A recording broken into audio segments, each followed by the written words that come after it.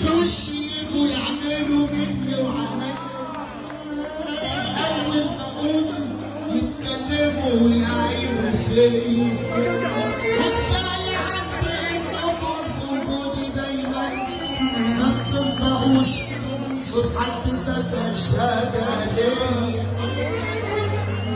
رسالة والكلام مقصود، بسيطة والغرض مردود. لو دنيتنا دي غابة هنبقى فيها برضه قصور. كلامكم كله في المنظار، آخركم تحكوا بالله وقال أسيبكم تقولوا وتعيد أرد عليكم بالأفعال. السبع له